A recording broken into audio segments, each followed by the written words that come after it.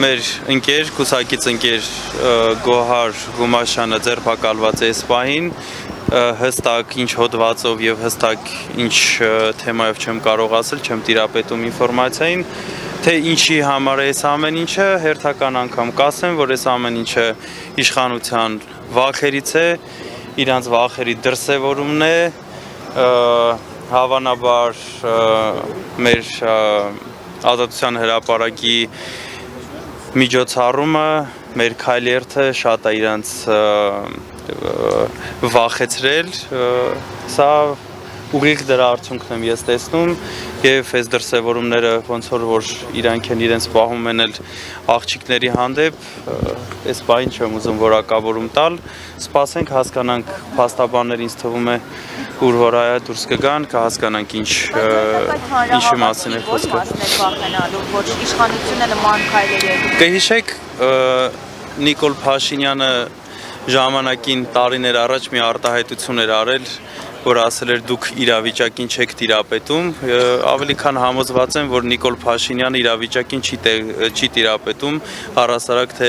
հանրապետությունում ինչ մթնոլորտ է տիրում է փոփոխության մթնոլորտ եւ մեր հանրությունը ուզում է փոփոխություն եւ այդ փոփոխությունը տեսնում է Սամվել Կարապետյանի հետ եւ մեր Ազատության հրապարակի հավաքը դրա մասին էր խոսում, շուրջ 40,000 մարդ է ներկա գտնվել հավաքին եւ պլյուս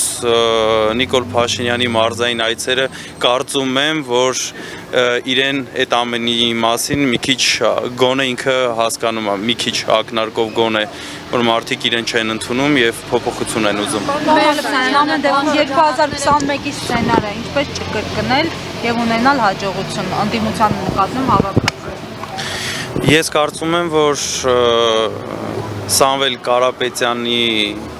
առաջարկած փոփոխությունները եւ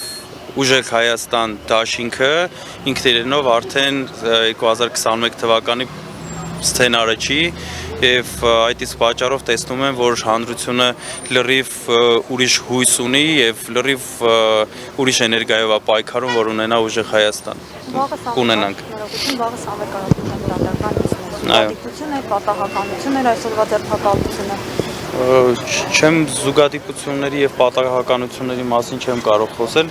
այս ռեպրեսիվ գործողություններ է իշխանության կողմից, նենց չի որ չենք սպասում, ամեն ինչ էլ իրանցից սպասում ենք, որովհետեւ իրենք դրա մասին են, այսինքն ոչինչի։ Վաղը ժամը 12-ին Սամվել Կարապետյանի ապօրինի կալանքի հերթական նիստն է լինելու։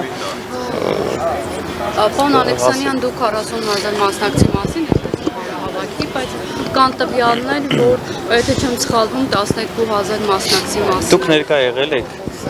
Դուք ներկա եղել եք։ Կմեկնաբանեք։ Մեկնաբանում եմ, դուք ներկա եղել եք հանրահավաքին։ Կարծիք ունեք որևիցե։ Շատ էին, բայց հաշվել չենք կարող անալ։ Դե ես չեմ կարծում դուք հաշվել չեք կարող, ես կարծես թե Դանիել Իոնիսյանի ամենայն հարգանքով ամեն ինչից անկախ Դանիելի մաթեմատիկայի դասատուին ես կարծում եմ, որ իր խնդիրն է եղել, որ մաթեմատիկան տենց էլ չի կարողացել սովորել եւ հաշվել չի կարողանում եւ իրենց ԿՊԱ-կան մնացած թիմակիցները ովքեր նման բան են գրել, ամենայն դեպս ովքեր որ եղել են այդտեղ, ամենայն դեպս ովքեր որ կադրերը տեսել են, կադրերը հրապարակված են, այդ էներգիան ներկաները ստացել են, շատ ու շատ 100,000-ավոր մարդիկ այդ էներգիան էկրաններից այն կողմ են ստացել։ Ես իմ համեստ հաշվարկներն եմ ներկայացնում, ասում եմ 40,000 հոգի եւ ավել մարդ։ Հակապարտության կոմիտեն արդեն հաղորդակցություն տարածել է առայն, որ բարեգործության արգելքի պայմաններում մարդկանցին մի դեպքում անհատուց գումար է տրամադրել մի անձին, այլ դեպքում խոստացել է ծառայություն մատուցել։ Հակապարտության կոմիտեն այդպես հաղորդակցություն է տարածել, նշել, որ երկրի նկատմամբ մեղադրանք է առաջադրվել եւ նրան ձերբակալվել են։ Ըստ էության խոսքը Տիկին Հովհաննիսյանի եւ Սանցիոն Վերջինեի մասին է խոսքը։ Նյութին չեմ տիրապետում, չգիտեմ ինչի մասին է խոսքը, ավելի քան համոզված եմ, որ սա հերթական, դատարկ, շինծու գործերն են փորձում կարել, ինչ-որ մի բան անել, սպասենք, հեսա թող իրավաբանները դուրս գան, արդեն կմանրամասն։ Այ այս ձերբակալությունները ձեր թիմակիցների շրջանում որոշակի վախի մտնող կարող են սերվանել։ Ես շնորհակալ եմ այդ լավ հարցի համար, ավելի քան հավաստիացնում եմ թե ձեզ, թե մեր հայրենակիցներին, որ ոչ մեր թիմակիցներին, ոչ հանրությանը,